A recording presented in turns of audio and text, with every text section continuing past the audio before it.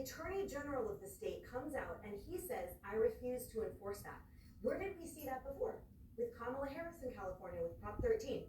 And I say this without even talking about the substance of Prop 13, but the voters of California passed it, and then Attorney General Kamala, I was gonna say Kamala Newsom because they're both sort of like twins with each other. But when it went to court, she's Attorney General refused to defend what was the will of the people in her state because she called it unconstitutional. The point is it wasn't, and it actually didn't pass muster for a different reason. So here you have Californians saying, we want a certain law in the bill.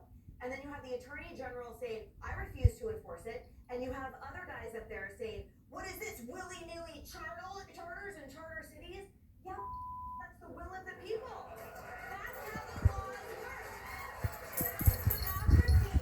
So when this person's running for president, keep in mind the risk there. It means if your congressperson, if your senator writes a law, then that president might say, I'm not going to enforce it. I think it's unconstitutional. I'm not going to enforce the law. That's the dangerous part, and that's when democracy is threatened. I like it when you act out other people. It's like you're doing like a historical reenactment. And they said this, and then I said, well, this.